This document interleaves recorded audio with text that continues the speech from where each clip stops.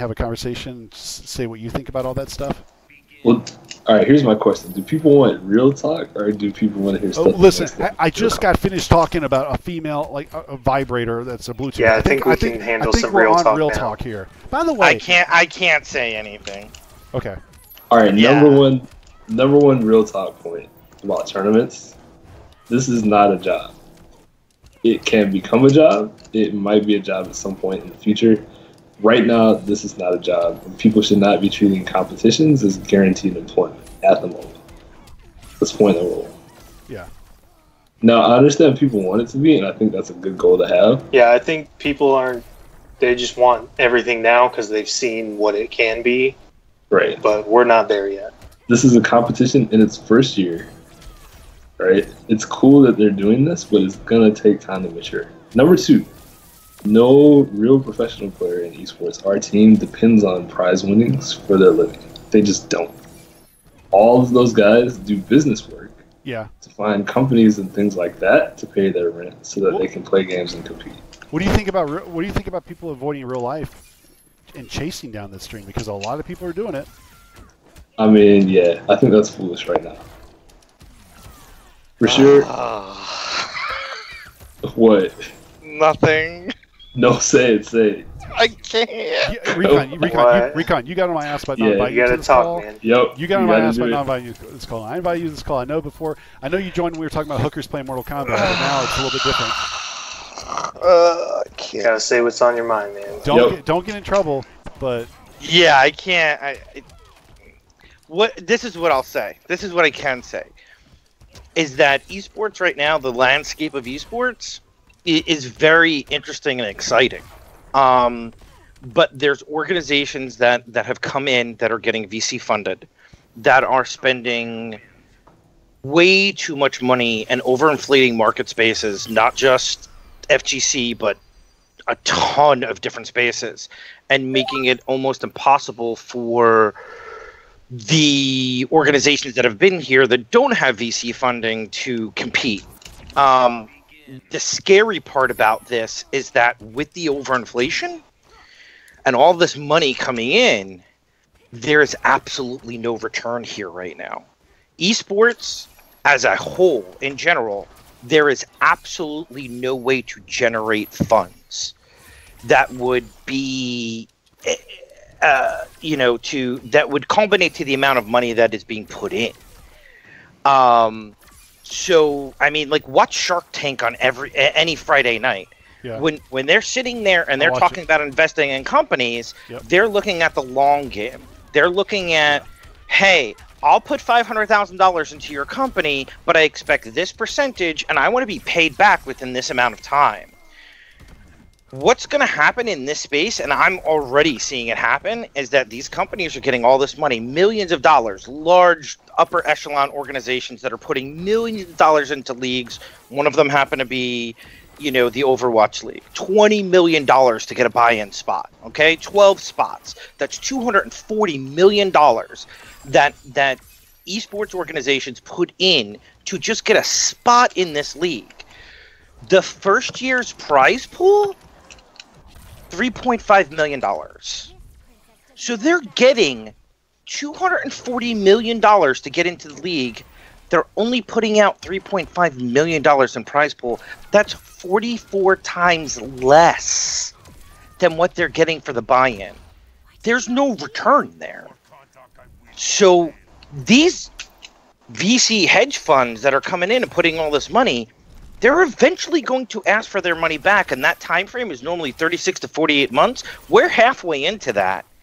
When this dip comes and those guys go, wait a minute, we just put all this money in, where the hell are we going to get the money back from? Those guys are going to pull out. And you're going to see a huge dip in esports. That is something that I can say right now. When it comes to other things, I can't voice my opinions as of where I kind of sit in the space. Yeah. But that is a generalization. I think that there is a lot of money to be made here for the individuals. I think streaming is definitely one of those ways to make it with the people that we've helped grow with inside the space. Out of the 75 or 80 people that we have just on the stream team, 25 of them are now self-sufficient. They're not working regular jobs. All they do is stream. They make enough money streaming to cover their bills and do everything that they need to do, and that's non-competitive. If you add the competitive in and you are able to attend the events, you're being sent to events and stuff like that, like we do for people, you know, it's cake on top of that. You're not only getting exposure because you're on stream, you're at these higher level tournaments and everything like that, but you also have the opportunity to win money. You know, there are things that are happening that I do know that are happening where there are non-endemic sponsors that are going to come in and look at it. One perfect example of that is Samsung. Simple Mobile came in specifically for NRS. Now, they have their hats at a bunch of other things, but they were one of the major sponsors for IPS Finals.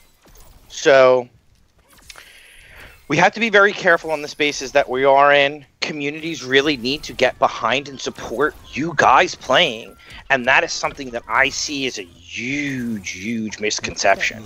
Like, people think that, oh, they have 1,000 people, 2,000 people, you know, 16,000 people concurrently watching. Like, that's going to translate into $2 for people, and it doesn't. We need the community to really support the people that are going out and playing, support the platforms that are going over and supplying prize money. Another great example, StreamMe. StreamMe is killing it specifically for the NRS community, giving when season 3 ended for MKX. What did everybody have to do? Like, honestly, what did everybody have to do after that? A handful of tournaments here and there with no, you know, pop bonuses?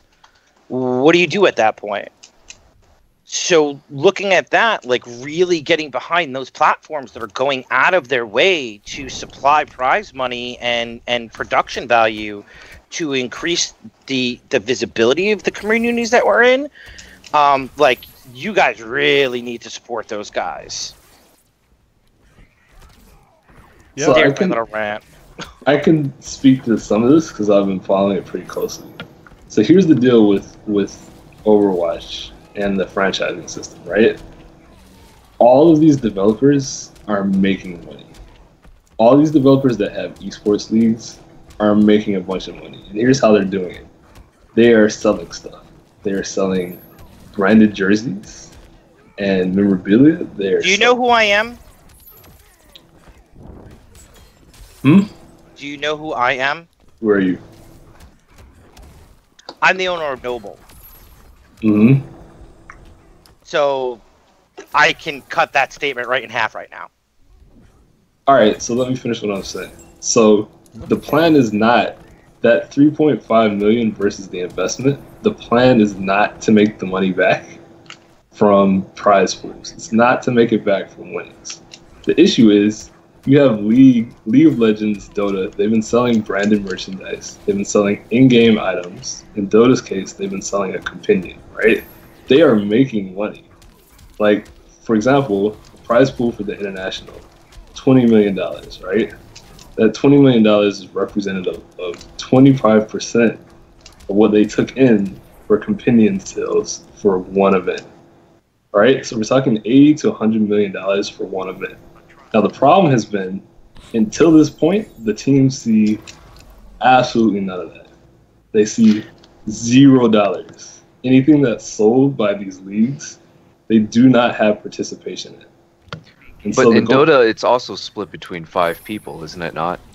So, like, you have $1 million split between 5 people and also the team. You're talking about the prize pool? Yes. Yeah, but the issue is, like, none of these teams, like, people aren't investing to get prize pool money, right? That's a nice bonus if you win, but the point of franchising is to introduce revenue share. And so what that means is when a jersey gets sold for a team or an in-game item, that team's name on it, right? These compendiums, similar types of things, for the first time, a team will actually get a share of that money back. What that means is that for the first time, an esports team actually has an incentive to promote in-game items, to promote their own stuff, because they're getting a cutback. but this has been happening for a really long time, and the money that you think is there is really not there. The money that you're talking about, $100 million or whatnot, 20%, that's Steam revenue. Yeah. Most of yeah, it goes dude. to Steam. Most of it goes to Steam. Like, because I can't imagine I can't imagine anybody selling like that many jerseys to like make up the cost of running a business and also like keeping everything afloat, paying for your overheads, your capital, like all sorts of like it's. Yeah. Right, but it's not strictly jerseys. It's league revenue. So that means whatever the league makes, now the teams are getting a cut of it. You're getting a percentage, but the percentage is less than 5%. So when you have a team for Overwatch, let's just take, using Overwatch as the example, you have 6 guys on that team. Those guys are making a structured salary, minimum salary of $60,000 a year, plus insurance, plus housing, plus food. So your investment for a team for a yearly base is somewhere in the range of about $1.2 to $1.3 million. That's not including all the travel that's involved. So that's just housing, food, salaries, insurance. Sorry, I forgot insurance in there. That's not including the travel. So now they're going to be traveling around to 12 different locations around the world, because you have London and then you have Shanghai. So you're going to have to do all of that. The revenue that they're supposedly going to generate here, organizations are only getting 5% of a revenue share of that. That's not going to equate to what's there. They're hoping that it will get to a point where they get major television distribution. Because when it comes to that, then they would be able to get some type of revenue generation from television. But that's not a guarantee. Right, our sponsorship. Okay, well, I was going to say the only esports that actually has guaranteed a 3-year deal for television right now is Rocket League, and that's on NBC. Rocket League is not getting any views, though. It's getting 44,000 for their championship. Right. Oh my goodness! But Seriously? 44,000. Oh my god! But they just signed a 3-year deal with NBC. So it's going to be on television, Right, which changes the game, because you can go over and actually get non-endemic sponsors in, which that game, they can skin the hell out of any car and put a Nissan, a Tesla, a Ford, Chrysler. You're getting, huge influx of cash because now it's on television, and you're also supplying a demand for non-endemic sponsors. But I've had very, very long conversations with people who are directly involved with the Overwatch League, that are actually in the Overwatch League right now. And I've asked those questions. It's a coin flip. This is a bet that people are taking. Right, but for these guys, you're talking about a minor bet. Like, for Robert Kraft to invest 15 to 20 million in a team, compared to what those guys are used to paying, is pocket change for them. Right, it's nothing. It's taking a bet like you do on Bitcoin. But they're not doing it because they're hoping to get a cut of the winnings. They're doing it because their bet is that eventually revenue sharing from the league will turn into something that makes them their investment back. Plus, well, I'm talking about the organizational standpoint. That's all I'm talking about. The investment standpoint, they're used to do, like you said, they're used to putting an investment into something like that. They can do a coin flip because their annual revenue shares, $700, $800, $900 million a year. So going over and dropping $20, $30 million into something to take a bet that could potentially even open up more revenue for them when it comes to their stadiums, because people would come in the stadiums, CLG signing with, Madison Square Garden Group. They're looking at selling out the stadium for esports events, which they would be able to put more things on the calendar. That's where they're going to generate revenue. But the organizations, most of the organizations are getting a very, very small percentage of that. And I'm in the middle of franchise agreements with other esports titles right now. I know where they're sitting with it. It's a very hard skate. Investors coming in right now have absolutely no idea how they're going to generate revenue from this. Prize pool is only one thing, and prize pools are very small, with the exception of the international. Yeah, for sure, no one is depending on the prize pool to make their investment money back. And no players are depending on the prize pool to make a living. In fact, this is the only situation where I've seen people say, look, NRS needs to give us the money in these prize pools to make a living. Because there's no successful esport that actually works that way. All of this is done by investors and outside sponsors that are paying people's living wages. It's like, you don't keep a team house going by being like, oh man, I hope we get third in this tournament, because if not, we're gonna have to shut the team house Oh down. my god, that's a sad day when that happens. There are Yeah, esports there- orgs that are doing that. There may or may not have been one at the beginning of MKX that relied on that. Right, there are people that are doing that. There are orgs that are going, damn, we better make, second place in this or we're screwed. Yeah, There are no, a ton of orgs like that right now. it's gonna last very long. Yeah. But look, I mean- but here's the other thing. Players need to take an interest in their own promotion. Yep. Like, 100% agree. dude, if you're on Chasing the Cup, that's free promotion. You need to be tweeting about it every week. You need to be putting it out there. Like, they're giving you a free opportunity Yeah. to promote it. You can't just be on Chasing the Cup and never talk about it and be like, yeah, that was cool. And as a player, you shouldn't be afraid to remember that. You're promoting. You know who's doing great on this right now? Who's Slayer. Slayer's doing amazing right now, creating content, going over and doing YouTube videos, getting his name out there. Slayer's doing an amazing job right now. And he obviously has nothing to do with us. I love what he's doing. Right. His placings are not there, unfortunately, but he's at least trying to build his individual brand. Yep. And you can't let internal politics make you forget that you're really promoting to people outside the scene, right? The goal is to grow your audience. So, okay, take Chasing the Cup. Yeah, it wasn't perfect, but that's free publicity. If you're on it, you need to promote the hell out of it and take advantage of the fact that you were there. Use that as a business card and try to open up something else, And if people are so concerned with like how it makes them look or it's embarrassing, it wasn't perfect, yeah, that's not the bigger picture here. Like, you should be trying to build a future for yourself.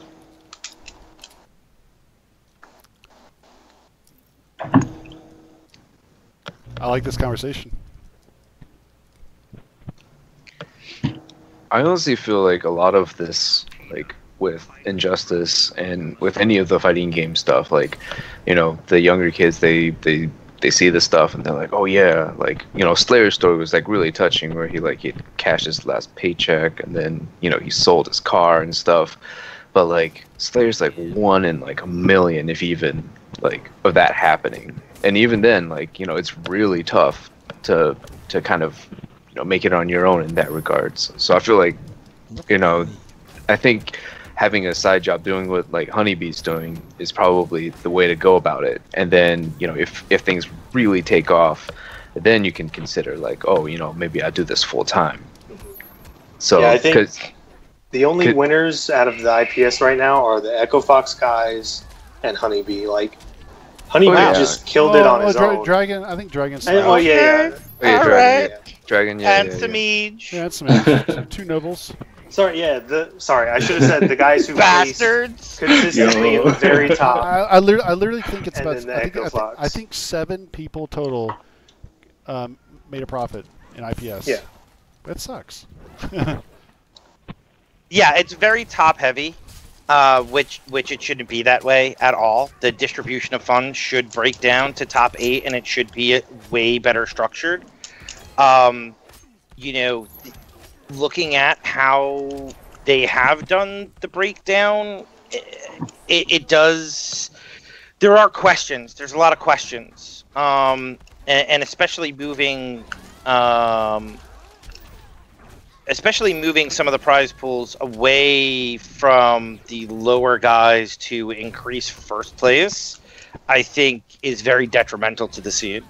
I think that with the amount of money that's being put out, especially $20,000 pop bonuses, I think there's definitely room for people to move that to a higher percentage for people who are are placing lower seeds, and most of those people that are playing lower seeds, placing lower seeds, are doing that, are trying to get to the event by themselves, or trying to work with inside the space and potentially get a sponsor that will cover the majority of the cost, if not all of them.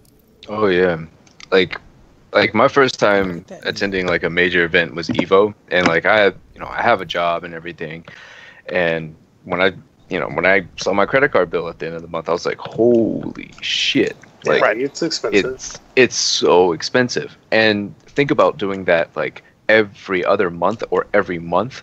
Like that adds up tons, and you could actually end up in a deficit. Major deficit. Yeah. Listen, I see my bills at the end of every month. Are you kidding me? Tournament season? I think at the end of the day, people forget that it's a competition and a hobby more than anything else. And if you can't justify those means, then like I get the talking point that you want to make it where you can. Yeah. But right now, like that's not a thing, Now the thing is, everyone's not going to be able to travel to tournaments and pay it off just by playing. What we've done, if you and I Pig can kind of attest to this. What we've done is that at almost every single event that Noble has been at, there has been at least 2 rooms, if not an Airbnb, which we have invited other people that are having those financial struggles, that can't afford or need a place to crash, to come and stay in the rooms. Because we want other people to be there. We want that competition. If there's no competition, and I mean, listen, don't get me wrong, I would love for the Noble guys to always win everything. That would be amazing. But in the realistic state of where we are, there needs to be competition. There's been times where we've had 3 or 4 guys from other organizations stay in the room and treated them exactly how we treat our guys. It's NRS specifically, like no bullshit, real talk, 100%. We're in several different spaces right now. NRS is love. Like, I've never seen any community so family orientated. Like 100%. Like, we care about everybody, regardless of what's going on, regardless about little, spats that are happening between this guy or that guy. Like, at the end of the day, everybody loves each other. We're trying to do the best that we can, and that's what we've done. Like, we've sat there and said, whoever needs a plate, like, here, come on. The Evo was a great frigging example. I think that we wound up having like 4 rooms. One of the rooms, we just let everybody crash in. People who were nowhere near what we were doing. Smash guys, MK, Injustice guys, Street Fighter guys. Like, we had one room that was filled with like 10 people. Just crash. They had nowhere to go. Yeah. Yeah, I appreciate stuff like that, because like not a whole lot of like organizations do that, because they just like take care of the bare minimum of their own players, let alone like other organization players, because they're like, that's your sponsor's job, that's not my sponsor's job. I think it was KIT. At KIT, we wound up having 3 rooms. Obviously not a huge tournament series, but something that we all love. We love the Tennessee stuff. And it was during the snow. It was that snowstorm. And the only place I could find that was open was a Jack in the Box for food. I wound up ordering $168 worth of food from the drive-thru and just brought it back to the room, and I was just like, everybody eat. And tons of people just started coming and grabbing burgers and fries and whatever. Like 50 burgers. Yeah, dude, I got... I think I got 50 hamburgers, 50 cheeseburgers, 50 chicken nuggets, and like 50 fries. Your car must have smelled really good then. It went in the trunk. So, speak to the... Go ahead. Then I got a couple questions about some other topics. To speak to the point that Smarrgasm making, here's the deal. This is something that happens a lot. Yeah, that's one of them. In the scene, which is people wait for things to happen and then they complain afterwards, right? So everyone gets all riled up about a topic. Then they stop talking, like no meetings are had. They don't actually call anyone. and then they wait for the next season and they go, well, we wanted this and that, right? So I'd say for whatever your feedback is for IPS, whatever you want to see for season 2, organize a group of players and actually call the people that are involved and set up a meeting and talk to them about it, right? Whether you want it spaced out or you want to see different things in the tournaments or different promotion or whatever, actually talk to them about it. Do not wait until next season and then be like, "Whoa, we wanted this." That's actually a genius idea. Like, I don't know why like NRS they may be considering it, but like I think they need to get like the top 32 or top like whatever 16 players and then ask them like, how was your experience? Real talk. Like, did you feel like the events were spaced out not well enough? Like, did the events need to be spaced out more? What can be done more to bring light of all the events that are going on, this and that. I think they need to ask the players too, and the organization, like managers and stuff too, because I think that would help. Here's where the problem comes in with tournaments. So the problem with tournaments is that most of the events that are scheduled are already scheduled like a year in advance. So if they don't have a calendar set, they're not going to be an event. CEO, Combo Breaker, the KIT, Evo, all these events are within inside that time. All the big E events, all those are pretty much around the same time. You guys know this from going to the event. Literally February to October, that's tournament time. And most of the events are a month to 2 weeks in between. And that's stuff that these guys from NRS and IPS have no control over. It's a tournament series that's independent. So they latch on. Latch on is a really bad word. But they're part of the larger scale. They're part of the other events that are happening there, specifically for FGC. You're looking at, hey, there's Injustice, there's Smash, there's Street Fighter, Marvel vs. Capcom, Guilty Gear, and then break it down from wherever you go from there. They have to look at those events and go, okay, well, these are the events that we're putting money into. For them to say, oh, well, we're going to go over and we're going to put a pop bonus of $20,000 into Combo Breaker, but then not go over and put a pop bonus into CEO because it's 2 weeks after, and then put a pop bonus into Evo, how does that help you guys? It doesn't. I don't think that it's a point of having the event spaced out. It's working with those tournament organizers to make sure that they're not so overlapping. That's what they need to do. Not talk to the and don't take this the wrong way. Not talk to the players about it. I mean, definitely get the experiences and find out how they felt about it. But it's working with the tournament organizers to make sure that there is enough time spaced out, that there is a way for people to travel, and that it is not so East Coast heavy or West Coast heavy. There needs to be middle ground here that everybody can kind of get to. Yeah. Well, to be honest, there were a couple of events that were premieres that probably didn't need to be, and you could easily spread those out to say NEC, KIT, like add a couple more majors that are a little bit later in the season, just to expand it, and they'd be okay. All right, SCR was a $10,000 pop bonus right after you had IPS finals, and 2 weeks before that you had a $20,000 pop bonus. You dipped automatically because budgets were filled and they probably didn't look past IPS finals, which is a misstep on their part. I love what they do. I love their group of people that they have there, and what they've done. But there needs to be more interaction with tournament organizers so that everybody's aware of what's happening, so it can be spaced out properly. Yeah, I will say though that if players wait until season 2 to talk about this stuff again, nothing will be changed. Those conversations are happening, dude. I can tell you that much. I think the problem also with the tournament organizers thing is that, like, these grassroots tournaments have been going on for a while, and they usually have, like, deals in place with, like, the hotels or the, like, venues that they run at.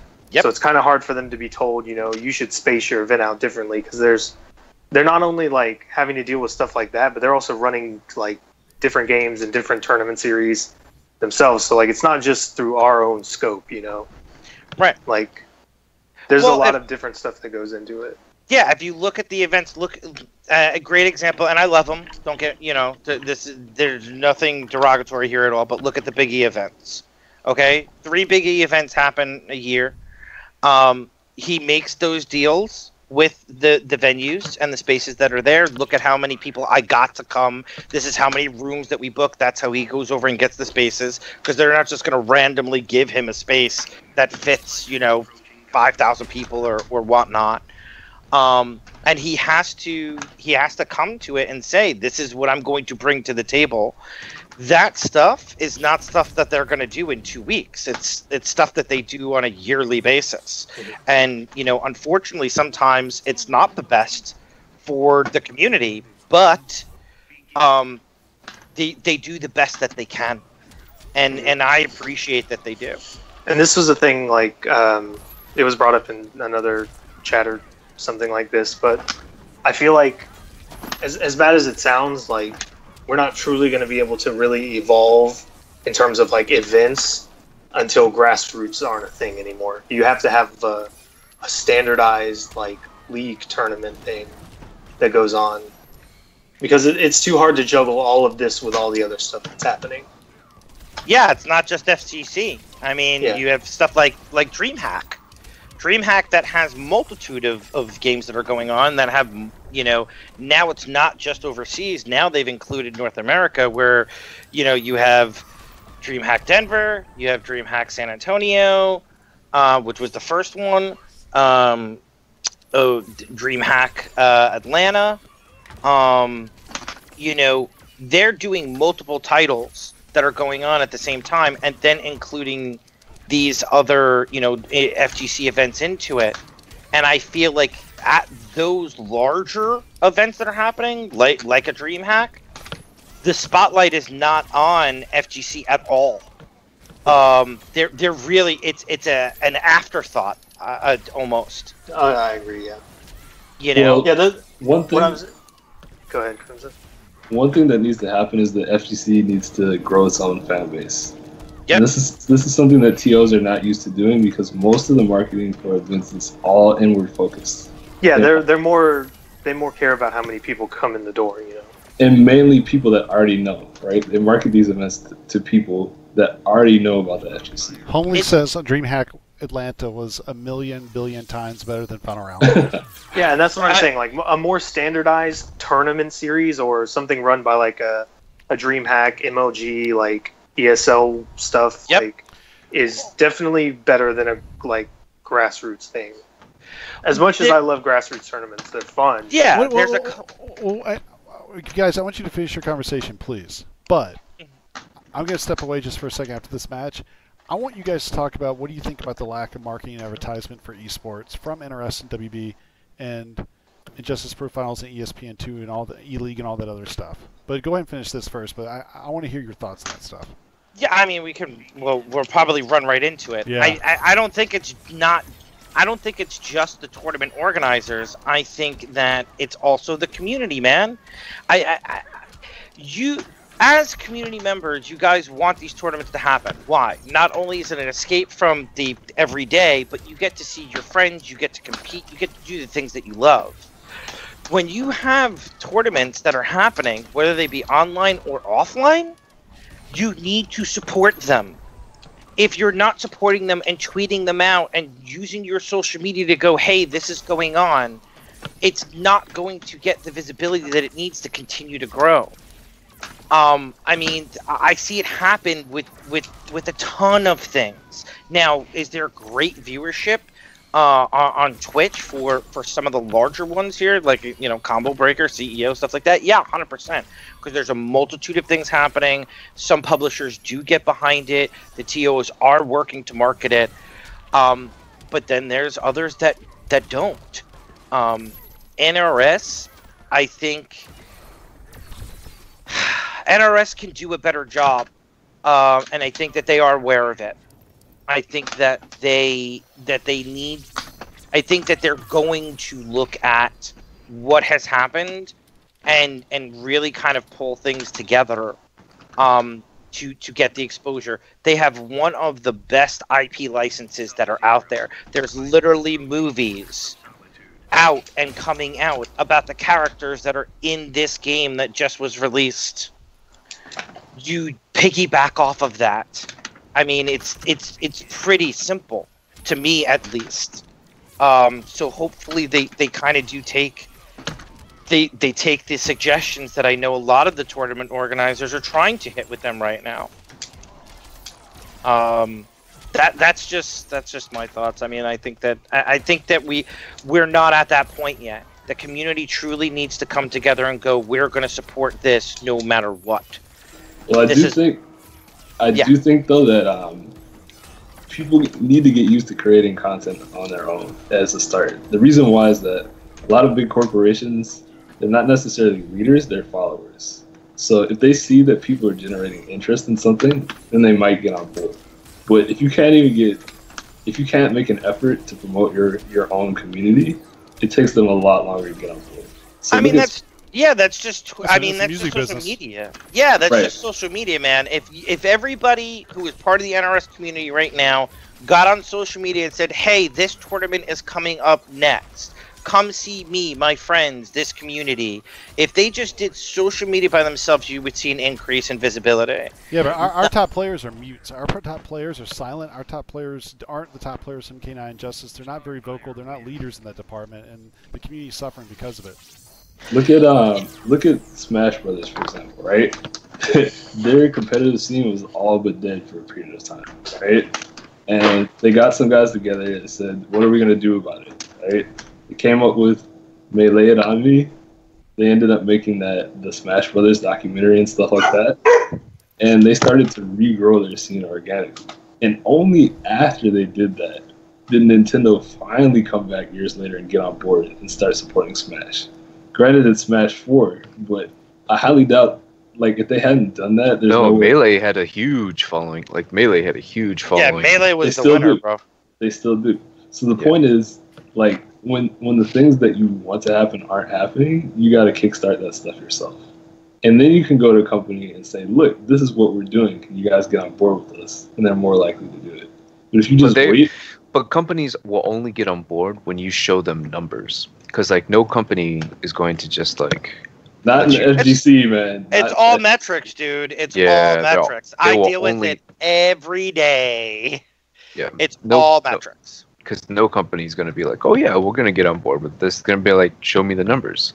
Like, why should I invest in you? Or why should I, like, look into this?" It's already happening. It's already happening. Take ESL. ESL was a loss leader, right? They did not make the money back for ESL that they spent on it. But they knew that when they went into it, right? But, well, I don't think they knew that when they went into it. Because no company is going to go into it to lose money. Like, no company does that. ESL generated $200 million last year, by the way. A lot of companies actually doing esports stuff. And the reason why is it's a loss leader, right?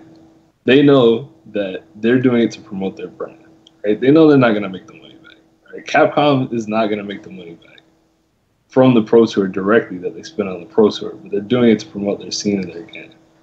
So it's definitely possible. Very few people are doing this out of charity. They're all looking to make some sort of profit. Like, as a business, like from a business mindset, I refuse to believe that anybody who's just like, "Okay, well, we're gonna do this just out of good, just to support the community and blah blah blah." Like, well, it's not to support the community. Like, do you understand what a loss leader is? A loss leader is something you do. You pay to do it as promotion for your company. So it's almost like a commercial, right? You're spending a fixed amount of money, but the goal is that you're spending this to bring attention to your brand, right? So yeah, they're not doing it just out of the goodness of their hearts, right? They know they're losing money, but they also know it's a good way to promote their brand, and they're hoping that they can start something that'll grow and sort of be the gift that keeps giving, Yeah. So it is possible. And investments. Right. And it is possible to get companies to commit to lose money on certain things, but they got to see some interest from the community first, They got to be able to talk to somebody and be like, man, there's a buzz on social media for XYZ. Like, why don't we capitalize on this? And that doesn't happen unless people are active about promoting their own scene. It's not that easy to go over and get some of these guys to actually create content. Some of them don't have the equipment to do it. Some of them just aren't aware of how to do it. One of the things that we try to do here is actually teach the players, not just FGC based, but all, on how to do those things. The ones who take interest into it, of course, we go over and we handhold them. But we've never been an organization to go over and force anybody to do anything that they're not comfortable with. So it's a great idea. And it is a necessary evil within the entire space, but it's not something that it can always happen.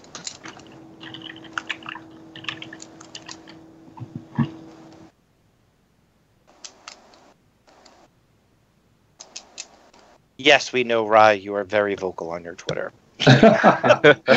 Yeah, but they're good examples in other FGC communities too, right? Like Ultra Chin, Melee, and On Me. Those guys kind of like became ambassadors for their scene, and they became people that, like, when a company does do something, they call those guys because they know, like, D1 and Prague, they're professionals, right? Or yeah, Dave will step out in 2 seconds and say something. Right. So yeah, I mean, you can there are ways that you can kind of get a kickstart in your own community. You can't just wait for other people to do things. No, you have to take responsibility for what's going on. I mean, that's just, if you want the scene to grow, you have to be there, collectively work together with the players that have the highest visibility and go, hey, listen, what can we do to make it better? What can we do to help? Let's create content. It's really not. It's not hard to get specific things done, to get it polished. That's where it becomes difficult. To actually go over and create montages and video content, if you're not acclimated to that, that's a huge learning curve. You can learn it. You could watch YouTube videos and learn how to do YouTube videos. But, then that takes away time from you're actually, you're practicing. So you have to have this really healthy balance here of content creation and competitive play. Right. And that's really hard to come to sometimes. Yeah. However, though, some of these guys are doing it in ways that aren't super polished but still very effective. Like, take Seagull, right? Seagull is not a guy that sits there and makes extremely extensive, promo videos on YouTube. Right? But what he does do is he treats his stream like a product. Mm-hmm. The way he interacts with the streamers, the way he builds his fan base, right? He's treating himself as a content creator.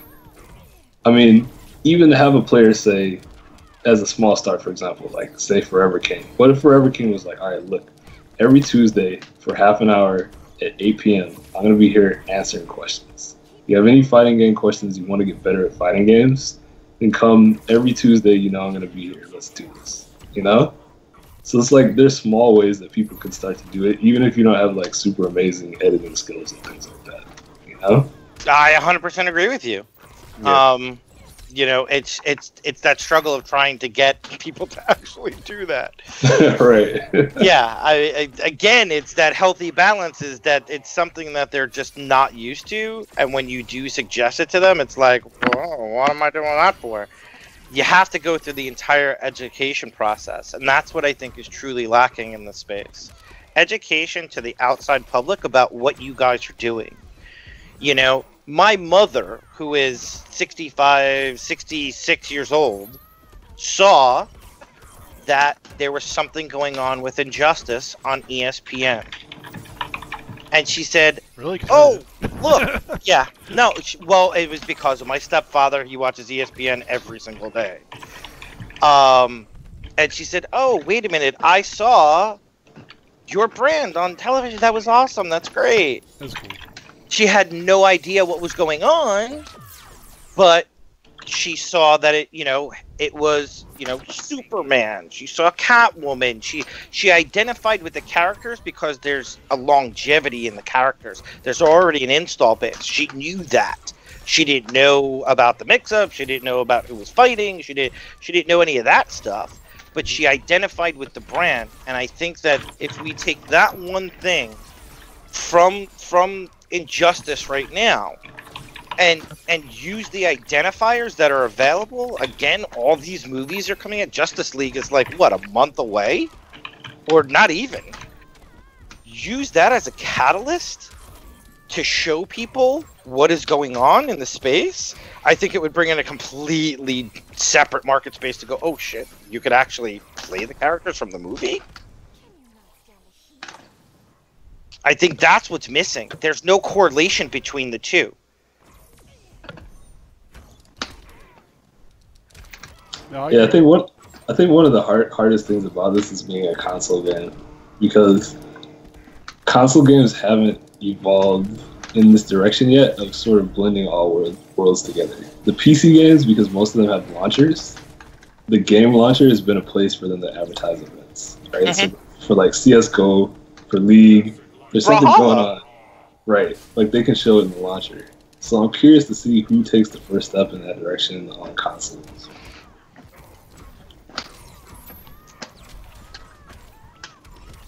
So what do you guys think about the lack of advertising? I think it's an absolute abysmal thing that should not even be happening, because like I think advertising is a necessary thing to even do for if you're trying to do IPS and like all sorts of things. Like it's have to do. So yeah, go ahead. I don't know who's in charge of budgets.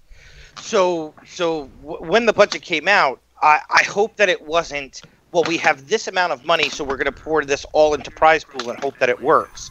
Instead of looking at it and going, okay, well, we're going to take this amount for prize pools and then put this into marketing for what we're doing. I mean, even if they went over and shaved $5,000 off of each event to do $5,000 worth of marketing on Facebook, that would have gotten a hell of a lot more people involved and interested in what was going on at that point. I do think that you're right. I do think you're right with ESPN. Just really, no one really knew that it was happening. Nobody knew that it was going to be on ESPN until they said something. And that sucks. Yeah. Honestly, I really think TO should do the same thing. If I were a TO, see, I argue with Crimson about this. He thinks the TO should be the one advertising their events. What do you guys think?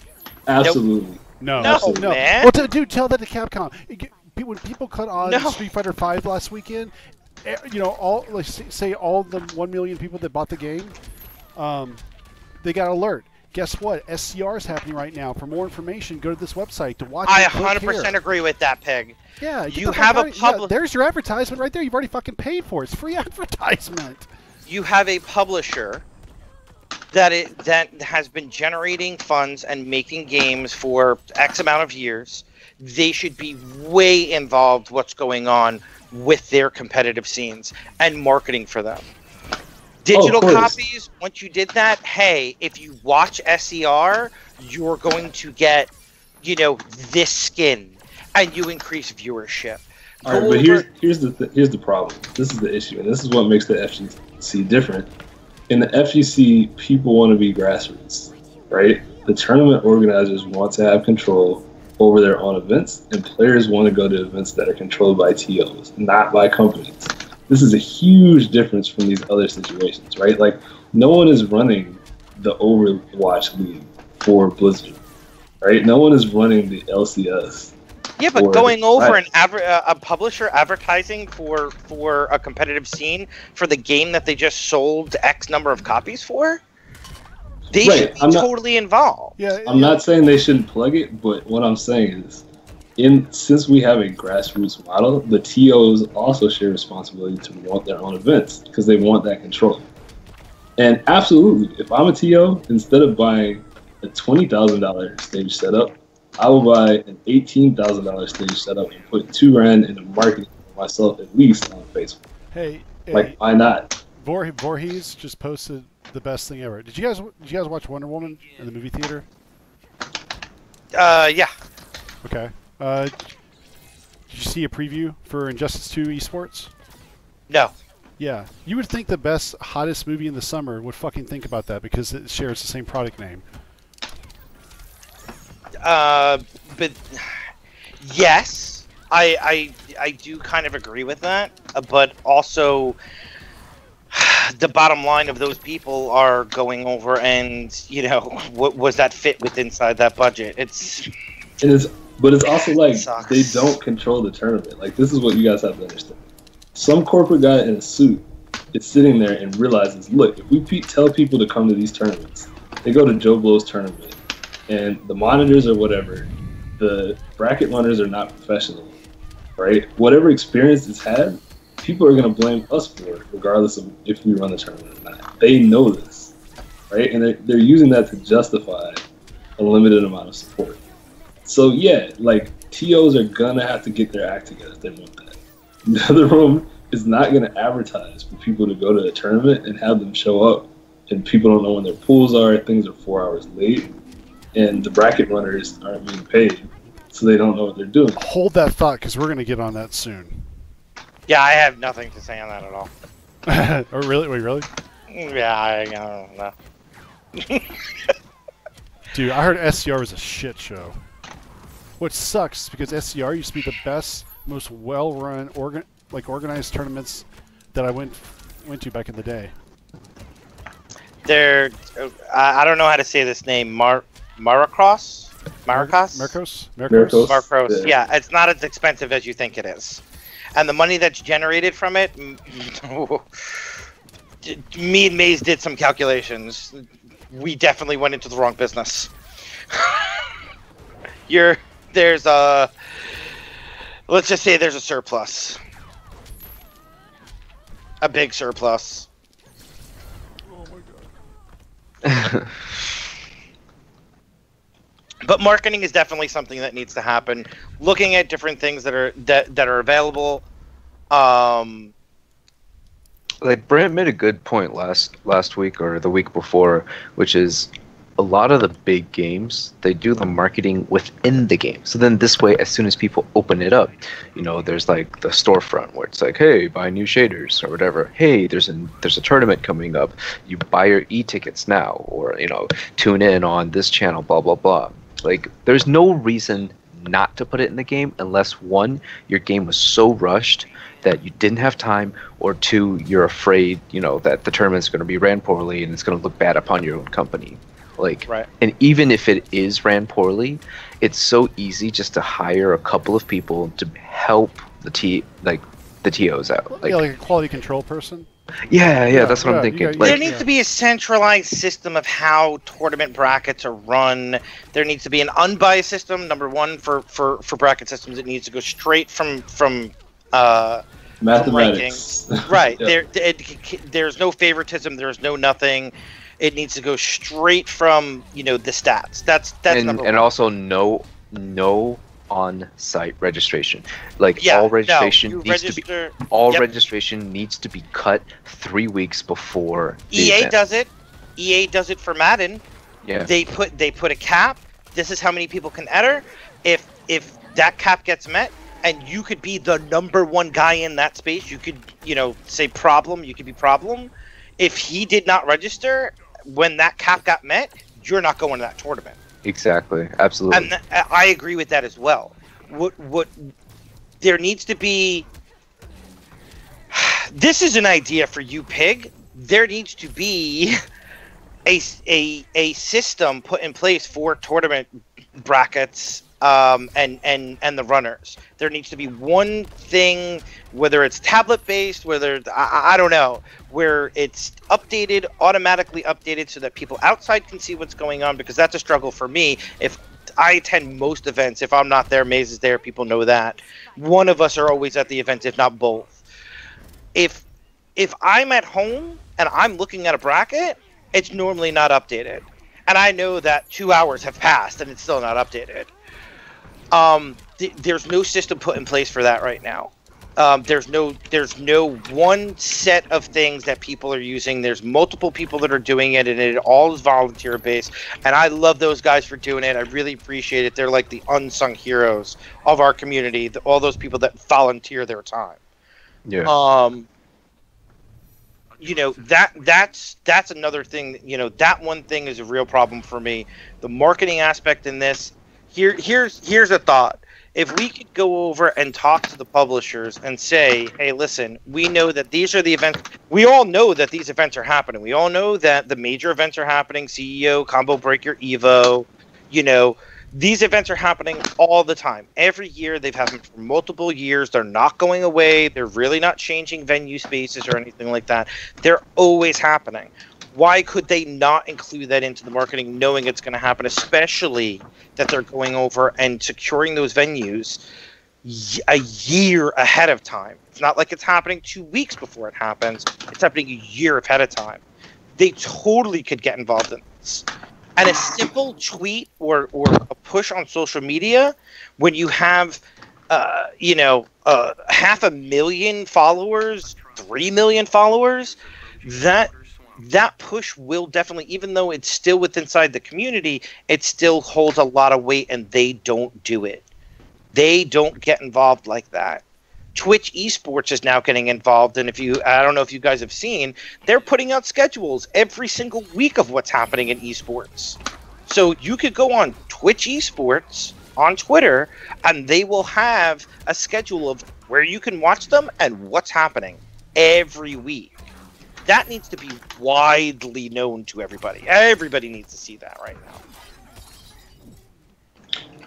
But again, it becomes a tricky subject, right? And I said this, I actually started a Discord conversation just to talk to TOs about this, with most of the big TOs in the scene right now. And the issue is, we're hitting this point where we're running into this tension between grassroots and professional, right? Most of the companies are aware that these events are not totally professional. Also, there are a lot of people in the community that kind of like the arcadey grassroots feel, you know? So this is something where if we want people to invest more money in the scene, we're going to have to figure this out, right? Because nobody wants to put their money into something where it could be a bad product and they don't have any control. Which is why, if you look at most of the other esports leagues, they've actually taken control away. Like Overwatch, for example, had a pretty big grassroots scene before Overwatch League existed. And Blizzard shut all that stuff down so they could run their own stuff. Same with League. There used to be a lot of different events that had League of Legends. Even like general esports stuff, MLG, whatever. They shut all that stuff down so they could have control over the product, you know? So it's hard, man. It's like you're in a scene where people kind of like the family vibe, you know? So what do? You pull all those TOs together and you have them build their own one product, and it has a different league structure. Mm-hmm. I mean, it might need to happen. Like in tennis, you can't compete in the U.S. Open bracket as an amateur. You know, right. You can't just walk up and sign up and be like, "Hey, I'm in." You know, you have to go through a different circuit and work your way up to get there. You know? Yeah. So I mean, is that something we should explore for FGC? Say, look, here's the open bracket. Everyone starts there. Everyone can play. And if you make it to a certain place, you're now in the professional bracket, you know? Well, I mean, they kind of have that with seeding right now. I mean, you kind of know that in your pool, there's going to be 2 guys that are normally inside that, you know, that top 16. You know, I guess you could say like challenger and pro sets, maybe. Maybe, you know, those guys points wise and on the leaderboards that are out there right now, they don't have to go through open bracket. They're already seeded and you have to get there. But is that really fair to the challenger scene?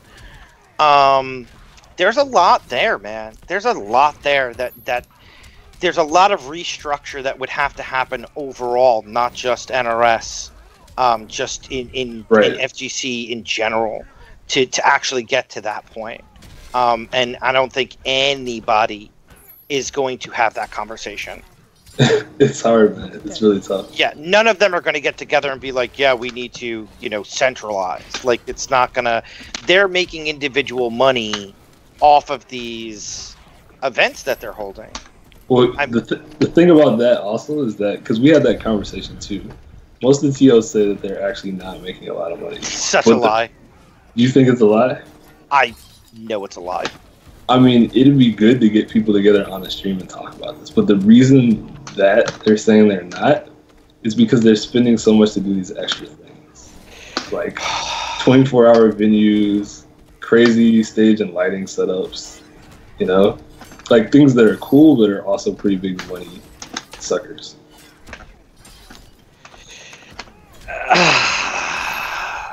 There's things I can't say. I mean, look, me and Pig at one point on 2IM got together and we were like, all right, let's calculate what we think the revenue is and how much we think we're spending, right? Yeah, it's fun. And then the TO of Combo Breaker, Rick, contacted both of us to be like, look, guys, it's not exactly what you think.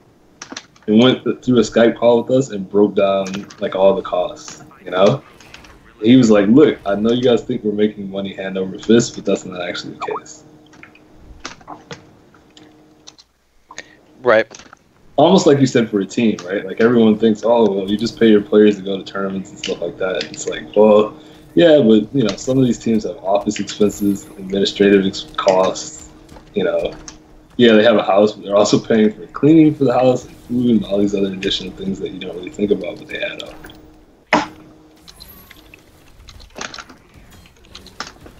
Hey, so why do you guys feel like viewership has fallen down so much? In fact, Injustice 2 viewership, even its peak, has not touched that of Mortal Kombat X.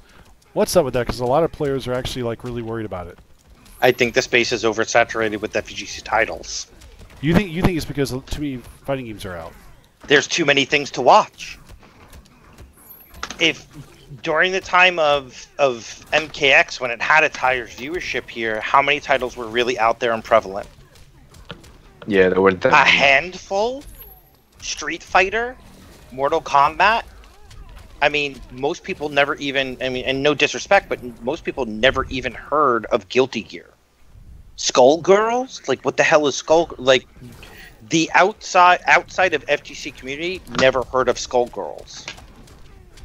So there was major titles here that have been long-standing titles that were getting the lion's share of the viewership. Now that you have 12 different titles that are happening at every single event, I think that viewership is on a main channel, and then if it goes off of, say, a Team Spooky or something like that, or even NetherRealm, I think that you're only getting that visibility from those people, and now because there's so much content out there, specifically from Twitch, that it's hard to drag those people back in even if they love it, because you have this event happening at the same time and that event happening at the same time. But Justice is only 5 months old. All right, here's the thing, though. There are a few points on this, because we were actually talking about this earlier in another call. So, number one, Pool's numbers are absolutely better than they were in MKX. The reason why is because NRS is streaming. People have forgotten what it was like when it was like, okay, Combat Network is streaming this pool, this Combat random Network. It was literally like a pool would have like 300 people watching. So there we've already seen an improvement.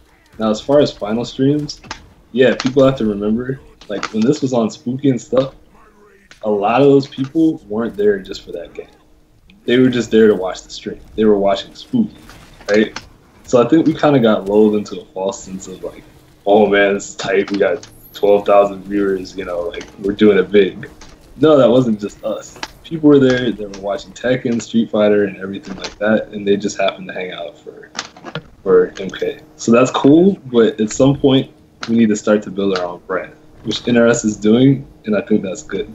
Now, the thing is, when you do separate like that, yeah, it takes time to build the numbers back up. I remember when Spooky was getting like 5,000 to 7,000, before it became 10, 15, stuff like that.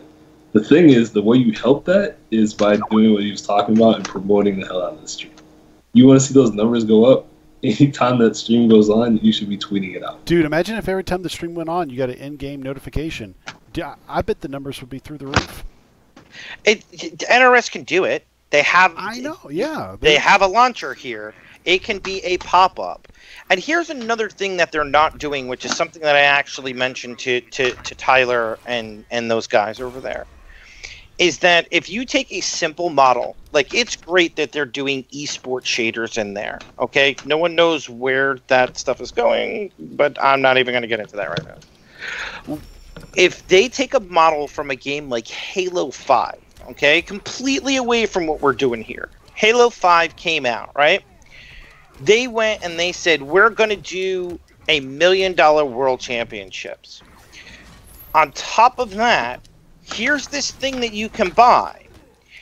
And half of the money that is generated from each one of these sales is going to go to increase that prize pool. In less than 5 months, where we are right now with NRS, Worlds for Halo 5 was... Yeah, I know that Halo 5 numbers are terrible, but Worlds for Halo 5 Championships was $2.5 million. Okay? That means that there was enough people paying attention to what was going on at that point, right when it started, to get that many sales generated into the game.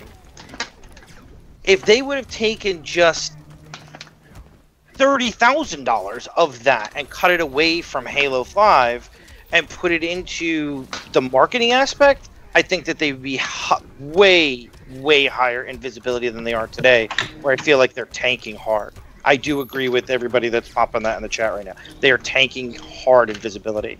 And most FPS titles are right now, with the exception of Battle Royale stuff. The other reason that's happening is because one tournament is not a scene. Right, and that's one thing I actually like about what NRS is trying to do, is they're trying to build a brand that lasts throughout the year. Because yeah, Halo, everyone tunes in for the championship, and then it's over, and everyone's like, "See you next year." Yeah.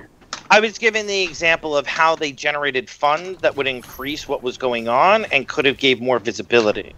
If that could be adopted into any game right now, you can go in right now to Injustice, not change anything on the characters, don't do any kind of, shaders or anything like that. Do banners. Do banners that people will buy, that they will use your gems for and everything like that, that will generate funds that they can go over and help increase the prize pools and spread out events and make more events. Make NRS specific events, not just multiple FGC title events. They're not doing anything. Yeah, like the Capcom Cup, the Capcom stuff. Yeah, Cup stuff. do an NRS. They do that in the MKX though. Yeah, well, that was basically the Commonwealth. Was the right? If I remember correctly. Well, they had a what was it, the Sub-Zero skin that went towards prize pools. Oh, that's why the ESL prize. That was so tight. That was cool. Yeah. Right, but with Injustice, here's the thing. The IP of the characters probably can't be changed that much. So going over and putting a different color skin in there on a character might not fit with the intellectual property of that character, and Warner Brothers isn't going to let that happen. But doing something with a banner where they can do anything there, pretty much, that's something that they'd be able to alter at any given time. They can make it esports teams. They could just make it say esports. They can make it say IPS finals or IPS, prize pool. They could put that banner up there or an avatar. They can do that because it's not touching what the character base is. Then create a complete series where there's only NRS titles that are. They could do something where it's MKX and Injustice or just Injustice. Or, you know what I mean? Like, they could do Injustice tournament series all over the place at different events that are happening, or do their own. Production value that was at Hometown Heroes was amazing. I got to see both sides of it. It was crazy at GameStop Expo. Yeah. And, no, absolutely. And unfortunately, I would say probably 2/3 of the seats that were there were not filled at all. I didn't realize that.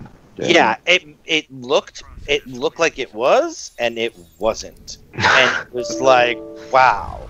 When you had all of these people that paid tickets for GameStop Expo, They didn't even let people. They at the end when they realized, oh shit, we're not gonna get this place filled. They started letting you had to pay extra to get into the Injustice tournament. Once they realized that they're not filling this place up at all, they started just inviting everybody in, and still couldn't fill the seats. Oh damn, that is terrible. Like organization, and it was huge. It was huge. I have pictures I could share with you, Pig. It was huge. If they can do it on that scale, where is your marketing at that point? Yeah, it's totally lacking, and they can make budgets up by going over and adding in-game. Every in-game item that is sold can go towards a percentage go to marketing. I think Very that'd be simple. Extremely beneficial for them. Right. Extremely beneficial. Really easy to do that. You say, hey, this is what we're doing. There's 100% of sales here. We're gonna chop 30% off. Automatically goes to the publisher because obviously it costs money for them to develop things. 20% of that is now going to go to marketing. The the other 50% is going to go towards prideful distribution. There you go. You're done now, and it's off of an in-game item that is an abstract, well, tangible, I guess you could say, a tangible item that you can have here. But they're not looking at that way. If they really did put together marketing budgets, it really could work. Right. So like the one of the other things I think of is like Twitch Prime, right? So Hearthstone is doing a thing where they're doing their Oktoberfest, and what they're doing is there's two teams. They're like dark team and light team, and they're playing against each other. And so when you give I guess Blizzard or Hearthstone your Twitch Prime, you earn 2 different card backs. There's just like little things that change the color of your cards and stuff. Yep, I know what you're talking about. Yep, I think that's extremely smart because so I play Hearthstone like quite a bit, and I was actually like, I don't even have like a Prime. My wife has the Prime, but I'm like, maybe I should make my own Prime just so I can get this card back because I have all the other ones. Why not just have this one? So I'm like, damn, like. That's so smart of them. Like, if NetherRealm, like, because some people really, really like the gear, right? They don't play competitively. They just like how their characters look. They want it to look cool. So maybe if you just did like, just a colored shader, right? Just a specific color thing. Even that would be, it still has the same costume and stuff. So, it doesn't break the lore or anything. Just a different color. Maybe the Twitch colors or something like that. Even that. And then be like, oh, like their friends, like, middle schoolers or elementary schoolers, they'd be like, oh, where'd you get that one from? It's like, oh, because I got it from this. And then, they go home and tell their parents, like, oh, can I please get this? And like, that's how you get like a lot of it. Yeah, no, I completely agree with you. I mean, like, you can do something else like with H1Z1. So if you're playing H1Z1 right now on stream, there's a plugin where you can buy cases from that streamer's channel where they're generating revenue from that sale. Okay? Yeah, that's happening right now. It's active on Twitch. They can do the same thing and integrate, hey, you can get this character, you can get this shader, you can get this if you're buying, if you donate $4.99. Yeah. Which would generate money not only for content creators that are playing the game, but for the publisher themselves, and then go to a distribution. It has to evolve. The game is a game, and that's awesome, and we all love the game. But we have to evolve into a true esport, and that is generating funds for everyone around, prize pool distribution, and there has to be marketing. And if they can't see that, then we're in a really, really bad space right now. There needs to be marketing for this. They need to showcase the top players. They need to showcase the amateur players. They need to look at what's happening with mainstream media and, as was said before, the Wonder Woman movie, Justice League movie, Cyborg, Batman. All of these characters are iconic characters. I mean, my house is filled with Batman stuff. No bullshit. I have original artwork and paintings of Batman. My dogs are named after 2 villains. Like, I love Batman. That was something that I grew up on. Right. I can identify with that. Most people can, and they're not using that as a catalyst to go over and generate more interest for the game right now. Ed Boon is going out and he's tweeting, nonsense. I mean, to be fair, Ed has actually become a lot more involved in the tournament scene than he was in the span of like a year to 2 years. Like, if you turn the clock back 2.5 years from now, it was a completely different story.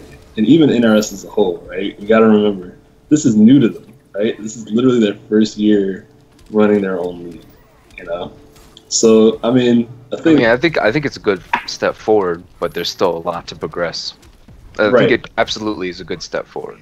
It's like, look, people are not going to get everything they want immediately. But no, it's going to take time. Right, but I want my gear back now. Just kidding. I want that shader today. Yeah. But what people can do, though, is do the maximum that they can do now to help. And make sure they're communicating this stuff, right? Not just on these shows.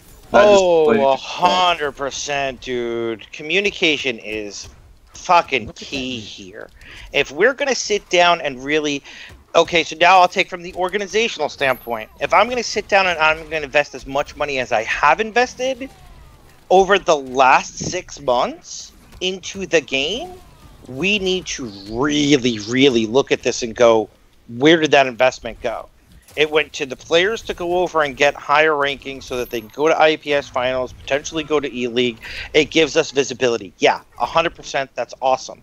But what did it do for the scene as a whole? Not much. Really not much. We got our players there, but not much. Yeah. And that bothers me because I do love this space. Most of the guys who know me and know that I, when I attend and everything like that, all these guys that are in the chat right now, they know who I am. I come there, I'm not a guy who sits on the throne, the Echo Fox throne. I don't sit there and don't come down to tournaments except for Evo. I'm at every single event. And if I'm not there, like I said, Maze is there. Like, we're always there.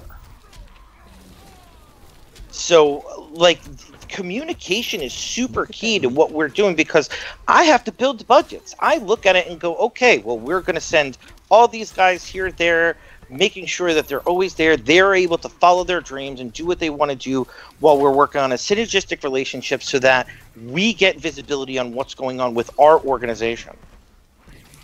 If I can't get the publisher to look at this and go, hey, I'm going to invest in the game too, what the hell am I investing in the game for?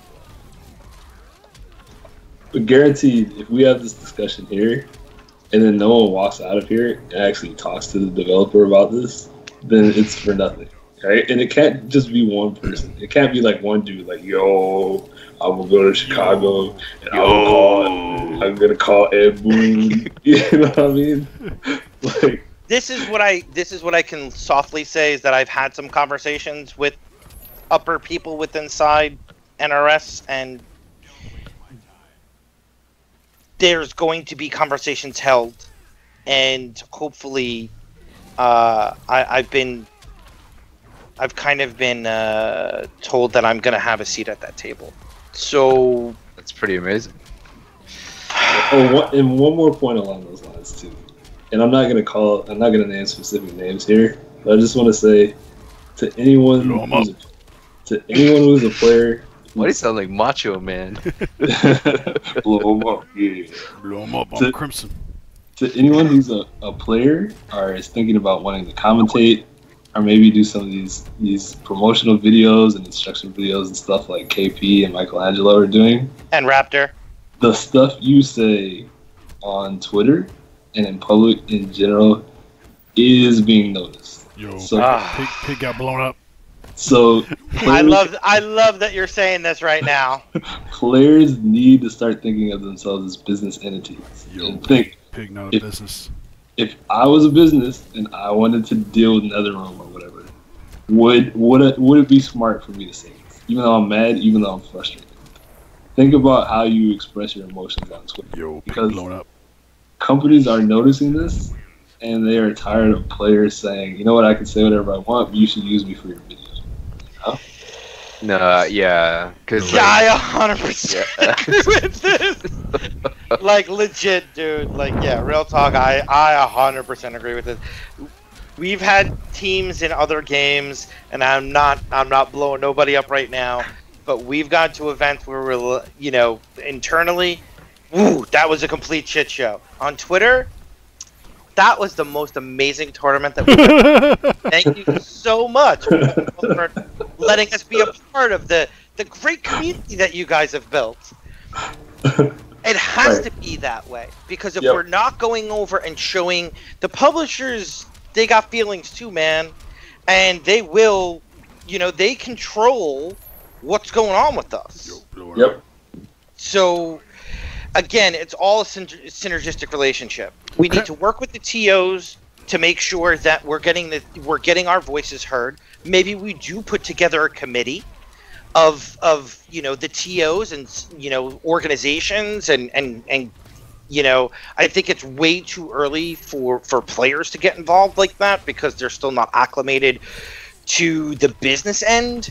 Because that's where I think that we need to start, is really truly the business end of this, so that we can collectively work together, and then it'll have a trickle down effect.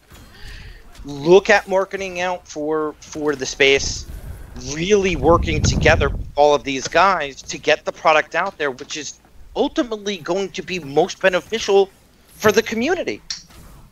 Simple. Crimson, how much of that was you talking about me? No, man, it's not you. It's not you. Specifically. Well, at least Tom is keeping a positive light lately. I mean, Tom, same thing, man. Like, you gotta know. Dude, stop. Don't compare me to Tom. Don't. I was joking. Even when you're right. Even when you. I was joking. Fuck off. Don't compare me to Tom. You know, I don't get on my stream and whine like a little bitch that no one will play me, and then 10 people say I'll play you, and he's like, "Fuck you guys, you don't love me," and then hangs up the stream. I've never, on my worst days, I've never done that. This is true. Dude, I give Tom a hard time now. Like, every time I go to stream, I'm like, stop. How about you act like a 40-year-old like you are, and not like a fucking child? I feel like I discipline Tom more than I discipline my 6-year-old. Damn, he's 40? Yeah, Tom's 40. Looks good. Holy crap. Yeah.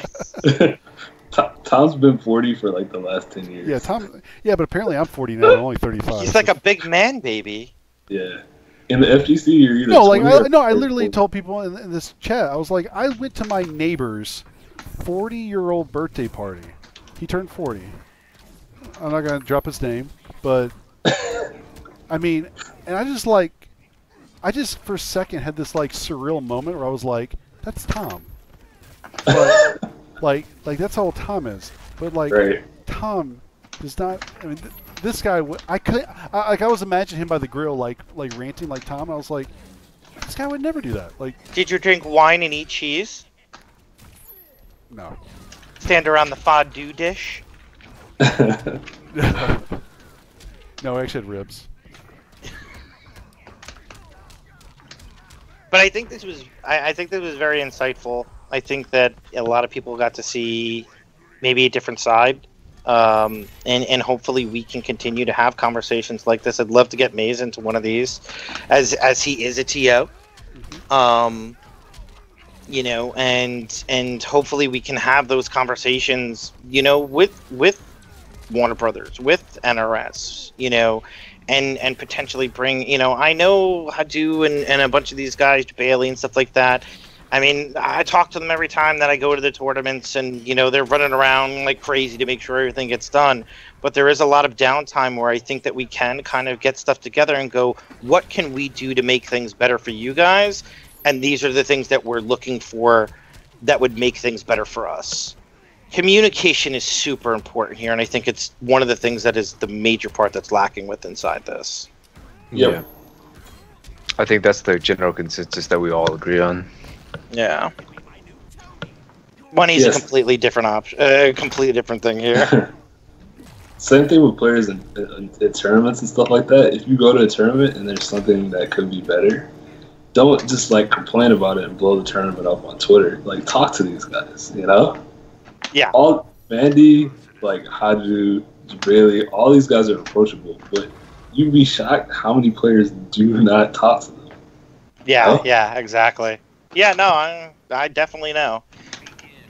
Yeah, they're all awesome people, man. Like I've had some of the best experiences at events like that. Just BSing and going to play golf or something like that with like Jabali down in Florida, like and talking FGC and talking esports.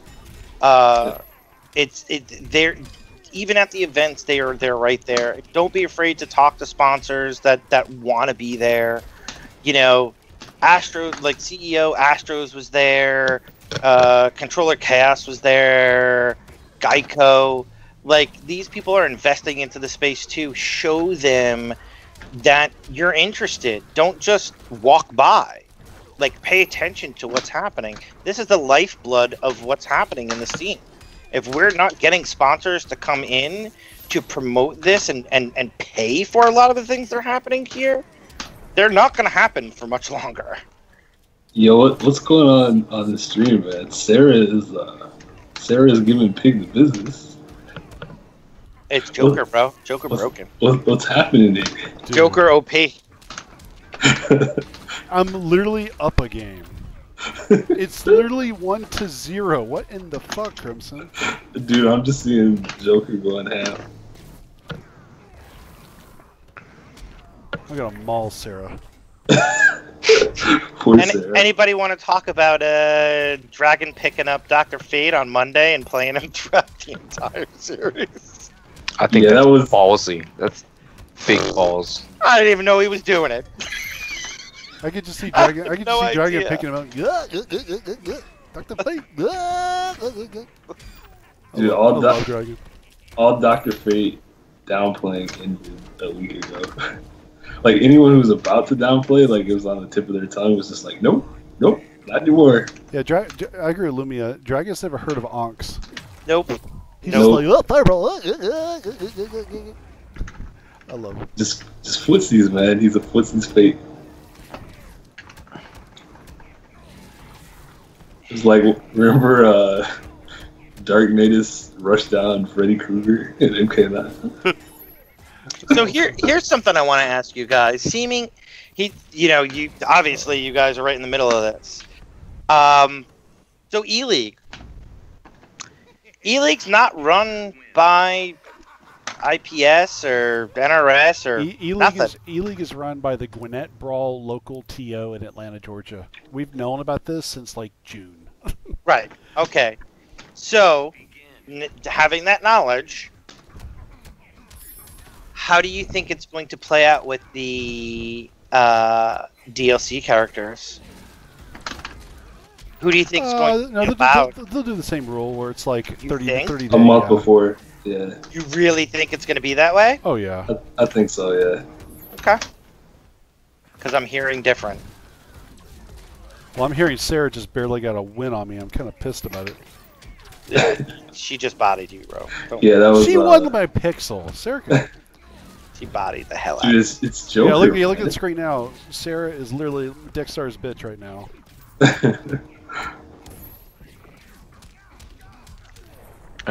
I really can't wait to see Banta played.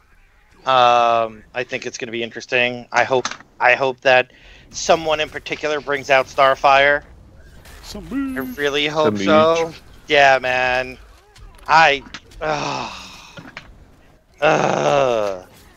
And last chance qualifiers, I really hope that they get out some information like really soon. It's great that they put out the date and where it's going to be, but they really need to put out more information.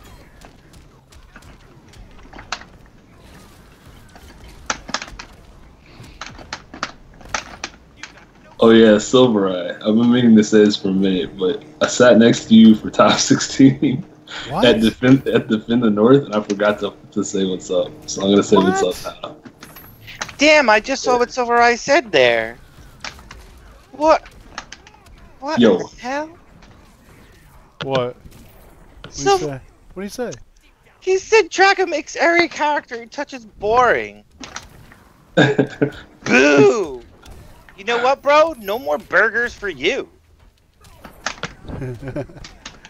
Talk about my boy Goon. Oh, that's a good question. Pig of the Hut, do you eat ass? Nope. Do you prefer syrup or jelly? I'm being serious. I do not. He does not prefer jelly. I'm gonna go a little deeper in that question. I really shouldn't.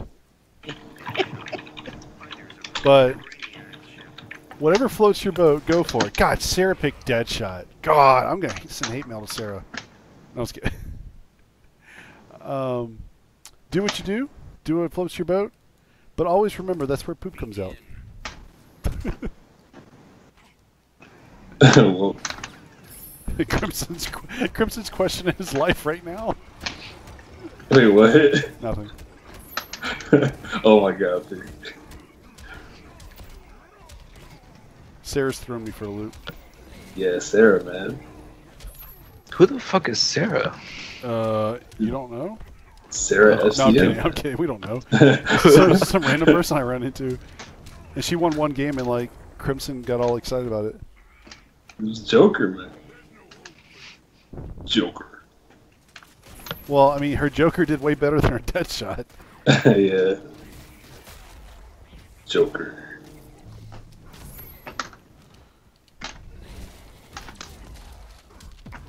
What other questions do people have for us in the chat to talk about? I feel like we've covered the whole gamut tonight.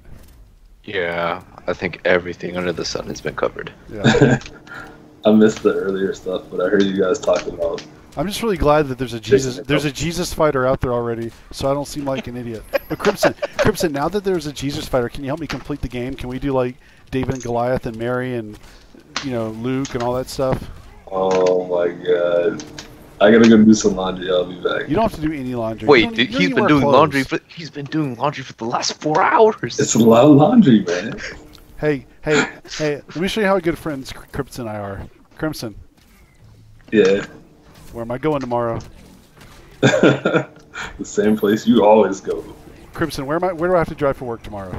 South Carolina. Look at Crimson! Where in South Carolina, Crimson?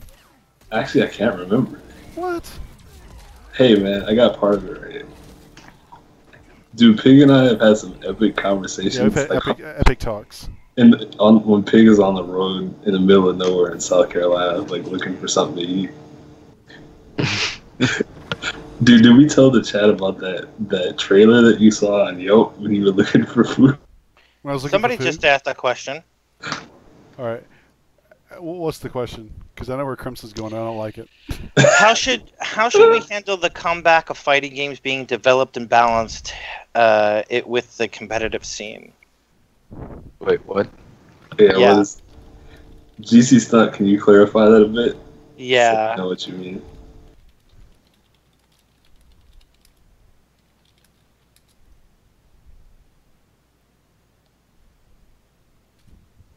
Yeah, dude, Pig was like coming back, and he was like 40 miles from anything, like in the middle of nowhere. And he was like, "Dude, I'm hungry." So I was like, "Pig, man, you should get on Yelp, like look for, maybe there's like a Denny's or a Waffle House or something." So he gets on Yelp, and I forgot what this thing was called, but it was literally somebody's trailer home, like with a sign on it that said food.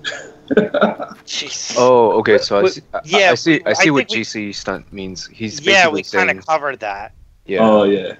Yeah, we covered that with the oversaturation of FGC titles inside the market space. Well, here's the positive side of it, and this is actually pretty cool. Despite the fact that there are a ton of games, the saturation as far as actually reaching the market of people that buy these games is still very low, which means there's a lot of room to grow. Take MKX, Mortal Kombat, right? They sold maybe 4 or 5 million copies, whatever. Maybe 1% of those people know that the FGC actually exists. So in my opinion, it's up to developers and also up to the scene to grow that from 1% to maybe 5, 10%, 20%, whatever. And I think if we do that, there's plenty of viewers to go around for everybody. I also think that, and I forget if we've already talked about this part, but like growing up, like my friend and I, all we played was like Tekken, growing up, and it wasn't until after years of playing Tekken that I was like, yeah, let me try some other fighting games because I guess I like fighting games, or maybe I thought I was really good at fighting games. Let me try some other fighting games. So having tons of fighting games means also you're drawing audiences away from the other games that are out there. So by having like more fighting games, people are because fighting games is very niche market. It's like a very niche market because because if you think about it, it's one of the hardest games to play because like you might spend 2 hours working on one combo in this one situation that you may never pull off in like in a competitive scenario. It may never happen, but you practice it. So fighting games is such a niche market, and because there's so many fighting games that are coming out, different people are going to pick up different games because they may like this, may like that, and over time they're going to experiment around with other fighting games. They're going to try some Marvel, they're going to try some Mortal Kombat, they're going to try some NRS, and at the end of the day, whichever company brands out themselves the best and has the most fun gameplay mixed with a non-toxic community. I mean, all fighting games are gonna have some toxicity to it, but like all esports titles have toxicity too. All of them. But it's like, much worse in other esports, in fact. Yeah. Yeah, but like I'm just saying, like, people are gonna dabble in different fighting games, but I actually think the more fighting games, the better, because this way, like, it's people are gonna try different ones. Well, it's always the new game. It's always going to be what's the next game, what's the new game coming out. They're going to buy. You're going to see the community shift when the new game comes out to, what they're playing, and then try to hope that it's going to go competitive. I mean, like I see right now, what's the hot thing? What's everybody looking forward to right now? Dragon Ball. Everybody, it has a complete install base from people who've watched anime and have watched Dragon Ball for years. Now it's coming out to be an FGC title. Everybody, I'm gonna mop in Dragon Ball, man. That's all I keep hearing from people. Because they're doing the smart thing, which is they know they have that audience base, so they're just flaunting it out there, and they just it's great. Letting people, they're just letting people eat that shit up. Right, but will it truly be competitive? Will it have the mechanic and balances there that are needed to make sure that it is competitive? I don't know. It will only because of who's making it though. But yeah, I believe in it. Like, okay, it's a great development. But here's the thing: he's a believer. NRS community has the biggest opportunity out of anyone. Yep. Why? Because there's no other fighting game that sells this much. Like, the sales on NRS's titles are insane. And guaranteed, the vast majority of those people don't even know that the scene exists. I mean, I didn't know the scene existed until I saw a random YouTube video of EVO 2011. It was like, Jop versus Perfect Lit, something like that. And I was like, whoa, this is super cool. But I played those games for... Classic. I played these games since I was a kid, had no idea the scene was here, Yeah, I mean, honestly, I would love to see a Teen Titans game. That would be lit. That would be dope. Yeah. No lie, this is my last one before I gotta go because I got work in the morning. The first time I got exposed in terms of like realized that there was a scene, it was Tom Brady playing against DJT in a Sub-Zero mirror match. And I'm gonna say it right now, Buffalo, best Sub-Zero. Oh, yo, he's putting. I'm throwing it out there, Buffalo, my boy Buffalo, right there. Yo, Thomas. I'm not here to like debate about that stuff because I just don't want to. That's a whole different topic. Tom is raging right now. Recon better check outside that window. Yeah, you better lock your doors, man. Buffalo. I mean, I'm not here to debate that, but like I just saying. No, nobody clip that and show that to Tom. Yeah, somebody clipped that. That was the first time actually that I was like, oh, there's like a community there, and then looked it up on Test Your Might and stuff. I was like, oh, this is cool, and then slowly meeting up the members. Like my first Evo was just this year, and it was amazing. Like, met a ton of good players. Like, met Brant. Like, it was cool. Like, we hit it off, and it's been awesome. But I find that with time, it's really hard to manage like work, like a full-time job, and also gaming, and yeah, it's that happy balance, and it's really, really hard for a lot of players who want to take this and make it a career. It's not semi-pro. This is what I'm gonna say. It's not just being good at a game anymore. You need to be involved in the entirety of your brand. So streaming, creating content, being active on social media, all of those things are necessary for you to achieve some of the goals. Getting sponsorship, getting, not just through esports orgs, but through different product companies and endemic, non-endemic sponsors.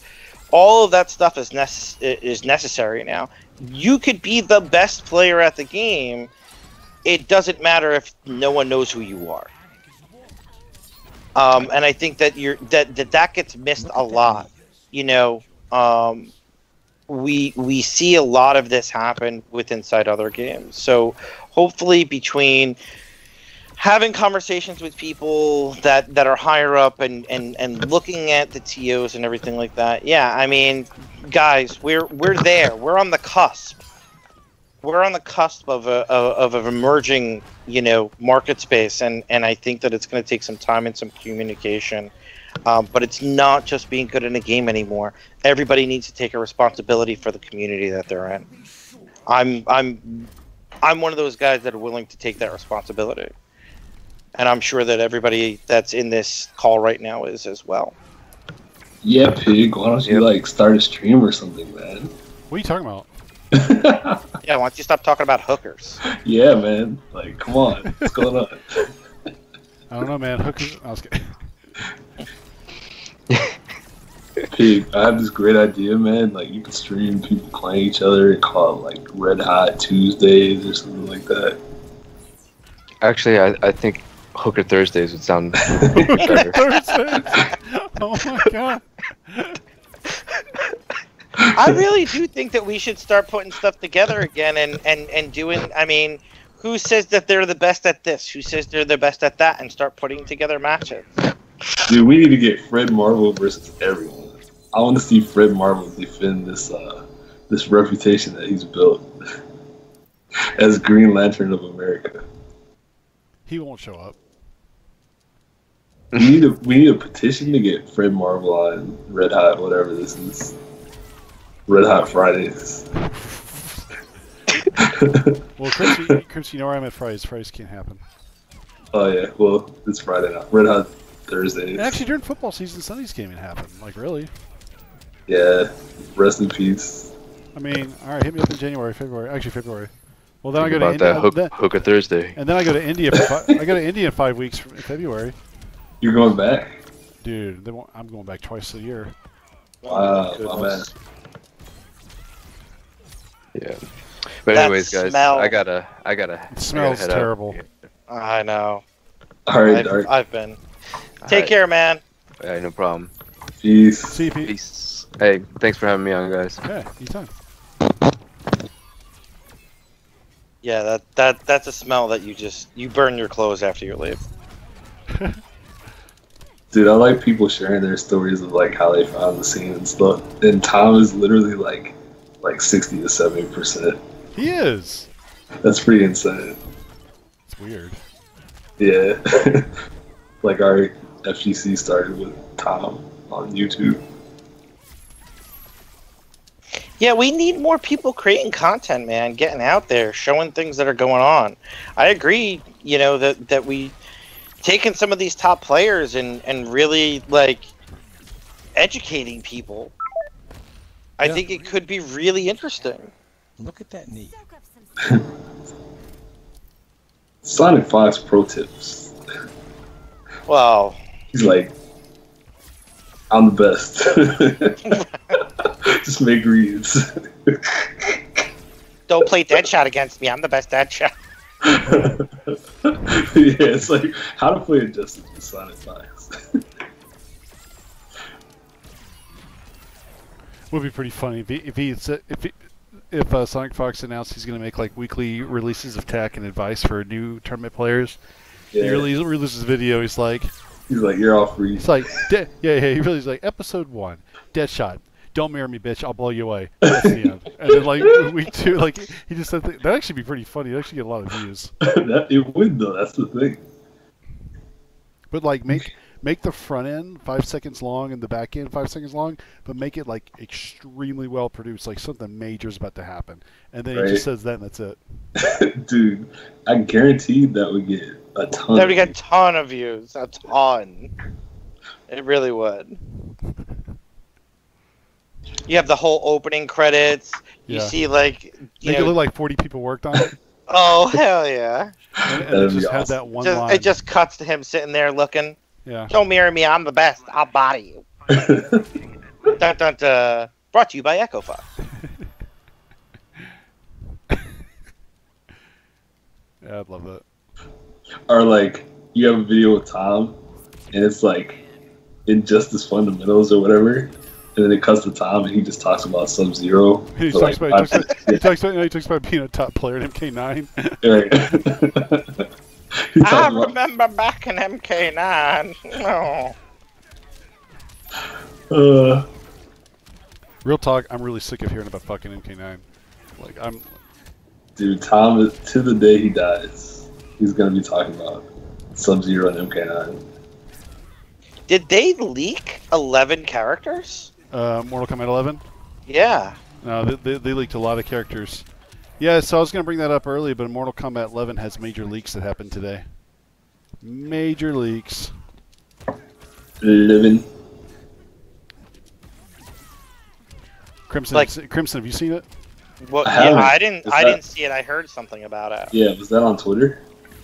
It was in a private. It was in a private DM. Okay, that makes sense. Yeah, I heard about it, but I haven't seen any of this stuff. So. Well, hold on. Let's see. I got all the information right here. I'm looking at. I got the story. Actually, no, it's more than 11. I think it's like the cast. Like there's 30 cast members. Holy shit! 10 DLC. 40 in total, or 20 and then 10. I think it's 30 and 10. Holy really? Yeah.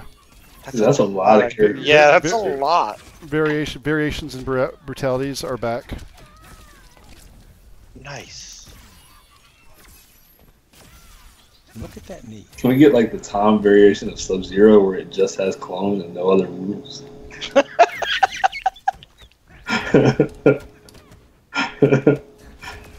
It's like Crown Master, Grandmaster, Tom Brady.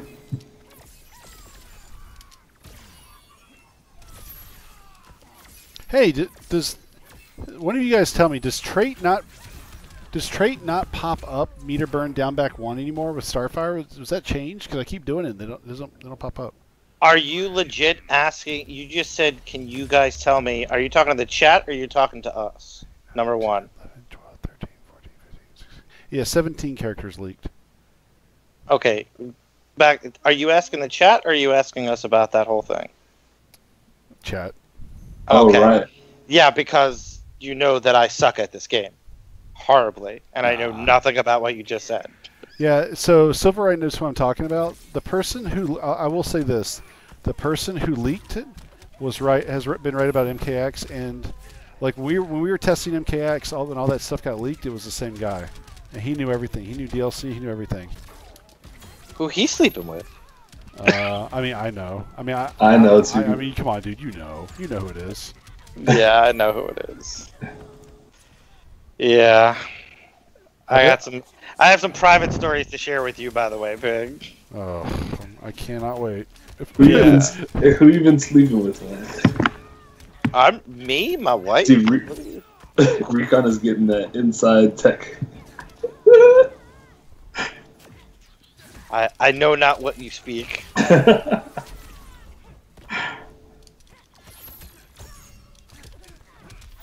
All right, but it is 2:40 for me, guys, and that is. Shit, yeah, I gotta go after this. Yeah, I got a meeting in 20 minutes, so. Yeah, and I gotta wash my clothes. All right, Starfire's not working against this character. I'm gonna pick someone else. Whoa. Smarrgasm, man. No, I'm just trying Starfire. I'm not worried about this guy. Damn, I'm worried. Let's see what else information. It says Kenshi's in the game. That's cool. Oh, tweeting him up. Yeah, I don't think that leak is available to the general public. Somebody. Yeah, it's actually a text message screen cap that I have.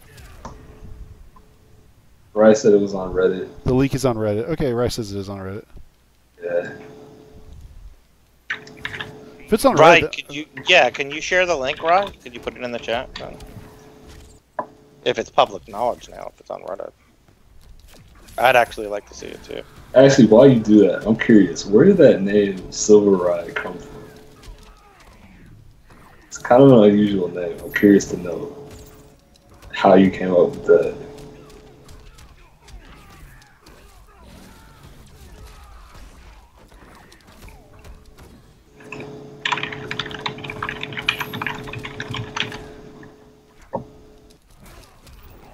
He was looking for pumpernickel one day and saw an old loaf of bread and was like, "Oh, this is like Silver Rye." Oh my god. It's like silver because it's moldy bread.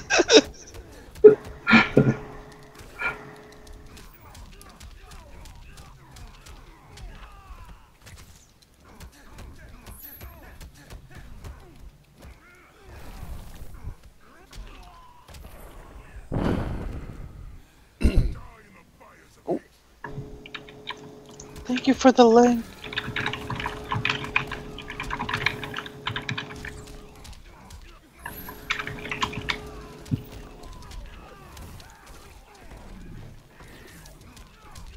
Reddit. see when I pick my character, I do a little better. Starfire, I don't really know what to do with her some matchups. Flash might body her. And before she beats Flash A2. She could. I mean, technically, he gets zoned out to some degree, and she's the best. Well, not the best, but one of the best zoners. Yeah, now I imagine he could go under a lot of her stuff. Probably low profile. Most of that crap she does. Yeah. Oh, that little picture that's down on the that's in there wasn't blurred out of who was texting. Oh, really? Yeah. Yeah. He might get a call tomorrow from. Yeah, somebody. Yeah. Excuse me, I saw this Reddit post. You cuck.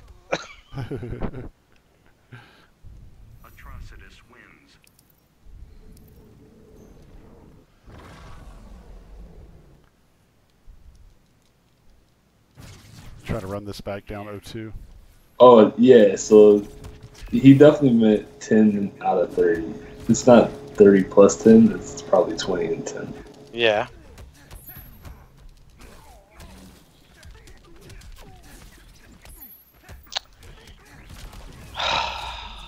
This guy's gonna call me in 5 minutes.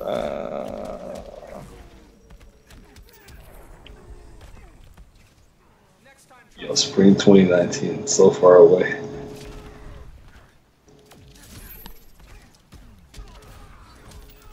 All right, gentlemen, I have to bounce. I gotta take this call. All right, man. Enjoy. Yep. Pig, we have to hook up soon so I can talk to you about some things. Gotcha. Peace. See you, man. Peace. Look at that knee.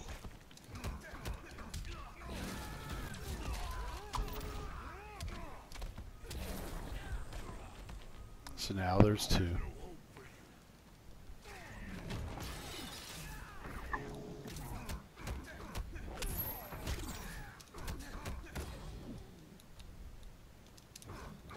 Shit. Damn it. I should just switch after one game. Oh, he's Smarrgasaurus, man. Oh, I should just switch after one game. I played that guy last night, I think. He's good, but whatever. Yeah, he's decent.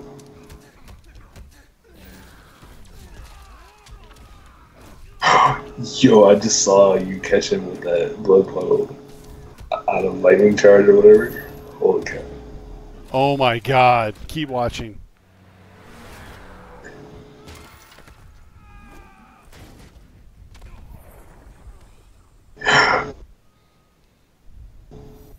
You gotta be kidding me. You have to be kidding me. Yo, you want to get out of here. Yo. Was this the new pop-up mid-sit? Is this the new greatest comeback in NRS history? Watch him murder. He flossed me the first round. Is Honeybee on blast? No, because I was up on Honeybee's ass 2-0, and Honeybee reversed 3-0 to me. Dude, but you now had the greatest comeback in NRS history.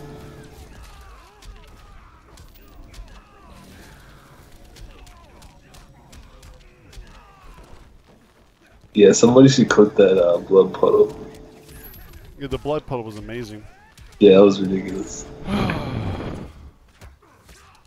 Dude, Smarrgasaurus, man. Dude. Flash is absolutely fucking stupid. He's annoying to fight.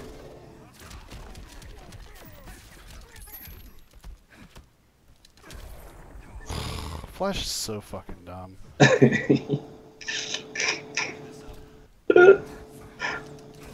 Dude, they just hit so many buttons.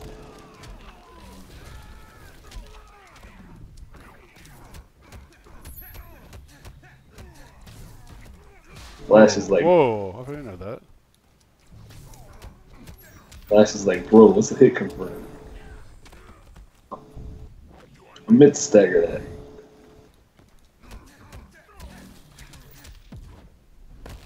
My rage will consume you. Better do it quick. Flash is way better than people think. Oh, that could have been it. He's got really good damage. Shit. He's one of the only characters Damn with it. legitimate high-low mix-up.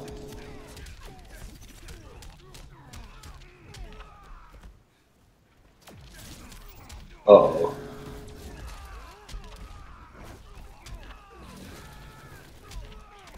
He's got good Oki.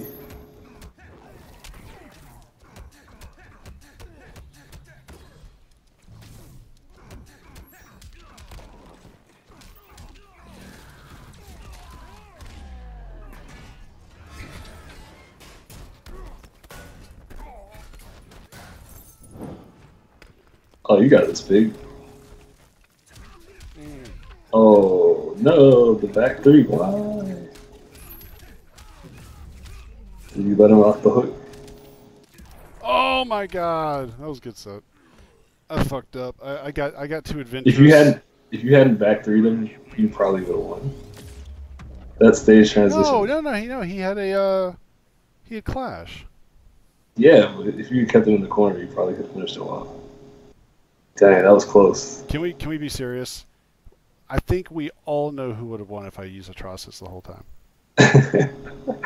Smarrgasaurus. Yeah, like what I should have did there is played my momentum to my advantage, and when I transitioned, just ducked and uppercutted him, and I would have won.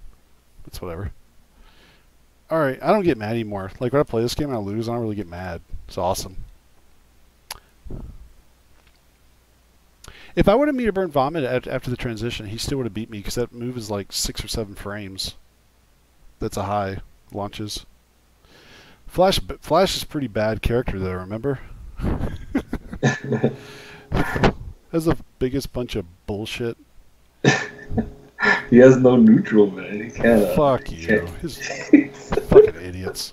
He can't get in. The character's good. He maybe loses like maybe 3 matchups.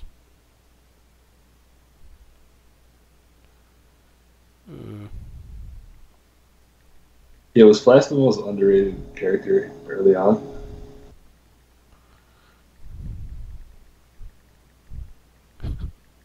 Oh, guys, he one of those guys. He just tweeted, almost got reverse 3-0'd by Bam Bam Guitar in ranked. Wait, Swigosaurus is tweeting about you? Yeah. So I hate that. Yo. Yeah, thanks so.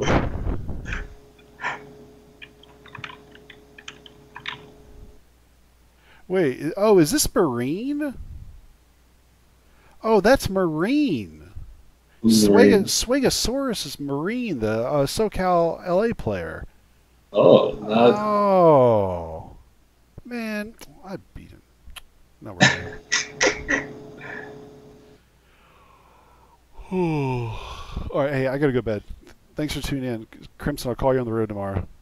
Alright, cool, man. You're the best. We'll talk privately about all this stuff. Alright. All Awesome. right, later. Bye, chat. Bye, Chad. Bye, everybody. Bye, Huey. Bye, Haven. Bye, Michael. Bye, Crimson. Bye, Shadow. Bye, Candyman. Bye, Gandyman. Bye, Gamer Blake. Bye, Rye. Bye, Brutal Molina. Bye, Peeps. Bye, Swigosaurus. Bye, Lumia. Bye, Pig.